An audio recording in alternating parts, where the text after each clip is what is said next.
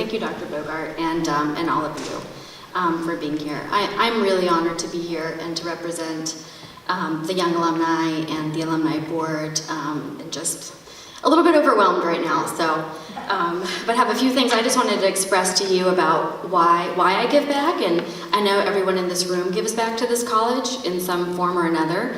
And so sharing why that means so much to you and what this place has done for you, I think is a really powerful message. So I'm going to take a few moments and just do that with you.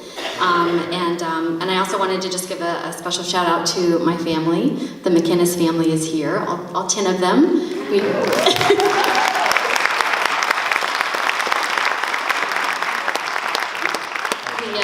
We travel as a pack now, is what's happening. From Kentucky and DC and Florida, yeah. So thank you for being here. And also to Louise Willard, who I did not realize was going to be here. She surprised me, so I think she's the reason I'm here. And finally, to my husband, to my partner on this planet, Ariel, who never ceases to make life fun and has been so supportive in this year of building resilience. So I appreciate it. I do that in the beginning so I don't cry at the end. All right, so I find it really easy and fulfilling to give back to a place that has given me so much. My love for Maryville College began in junior high in chorus in Florida, in Orange Park, Florida. So my teacher, Louise Turner Willard, who is an unbelievably amazing teacher, she should make you all proud to be a Maryville alum, really was all about Scotty dogs, and I couldn't figure it out. So she would walk into our classroom and she was wearing a Scotty dog sweater, a Scotty dog quilted vest that she made for me. This is Florida, but still, all kinds of like scarves and Scotty dog gear. And we really, her passion for her work and her passion for her students really was such a good example for me and for all my siblings. And it really showed how the impacts of what you get from here can stretch so far in your life, so thank you. But anyway, so I think that's when I kind of knew. I didn't know about Maryville before, and she's the reason. So fast forward 22 years to today, and everywhere I look here, I still see that. I see the passion, I see the love of building community. In our meeting today, I was just so impressed with how excited people were about contributing and finding a way to help. And so everything's just getting better, but in terms of that sense of community, it's still here. So one of the main reasons what Maryville has done for me, it's taught me to think creatively and across disciplines. And so when I started as a piano major, you heard my story, the idea of not having to quit my music major to change to something else, to having supportive faculty like Dr. O'Gorman and Dr. Bonham saying, you know what, here's an idea, let's work it out. I don't think that happens a lot of places, so having that opportunity to really kind of mix disciplines and figure out how to make it work, this is a special place for that. So I think that speaks volumes.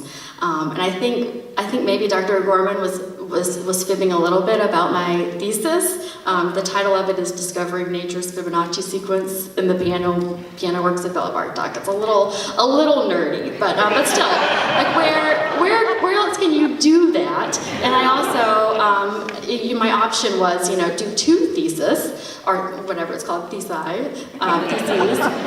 or do one and combine them. So we got real creative with that one.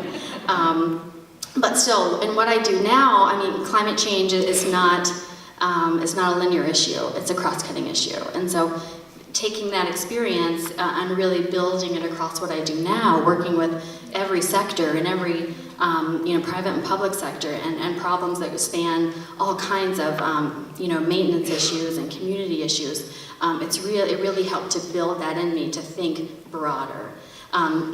Maryville College is a second home for me. So, like Dr. Bogart reminded us, welcome home, and Jason.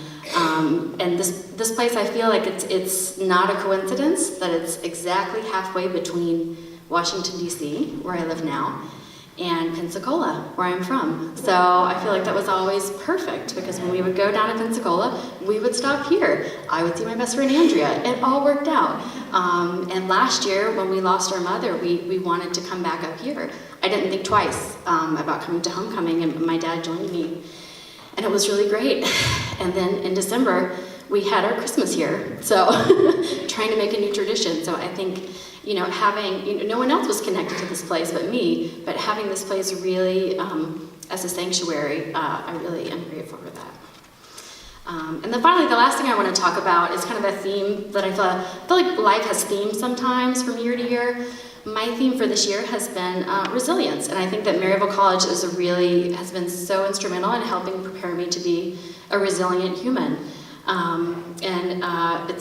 This year my job was directing climate resilience for the federal family, and so thinking about that and how to really explore, how to make a naval installation more resistant to sea level rise, and really planning like hard, complex problems, and becoming a better professional during that complex problem-solving set.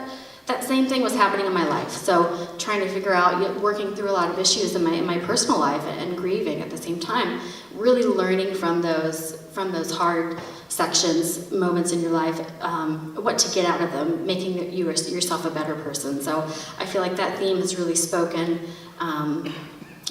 to me this year, being resilient. And so recently I've had a lot of, so I was at the White House, so I've had a lot of MC grads and current students calling me, and they're like, how did you get where you are? That's always a question, like, what did you do? Like, what courses should I take? Like, who should I talk to? And they're all great questions, they're great students, but to me it kind of kept a lot of the questions focused on how to get in, how to get into that point, how to cross that threshold to your dream job, or that personal life endeavor that you want to be at. And I feel like after this year, so much of what happens and the beauty of life is what happens in the development of those processes. So what you learn. So thinking back to the hardest parts of your life and really figuring out what nugget you can take, and taking that truth and making it part of that resilience of your life and continuing on. So that's what a lot of talking to students, don't worry as much about getting in, but worry about what you learn in the process. So that's something I've really learned this year. Either way, how can you take those lessons and to become a really resilient version of yourself? Well, I think about my 96-year-old grandmother, Hazel. She can't be here with us tonight. She can't travel anymore. But she always told me this statement, "She who laughs, lasts." And I didn't know growing up if that was just to make me feel okay with the fact that I'm always giggling or chuckling, or to reiterate that you should always be able to kind of make light of the moment. But I get it now. I totally get it. So when no matter what happens in your life, good and bad, because we can't decide when it's going to happen, right? Being able to look back and laugh with the situation at some point, I think means that you've really made it. You're developing that resilience as a person. So again, my sincerest thank you to all of you for your engagement and for your support in continuing to make MC students more resilient. And I encourage you to mentor, to go to the website, of course donate your resources and time, and continue to invest in the community that is Maryville College. Thank you so much.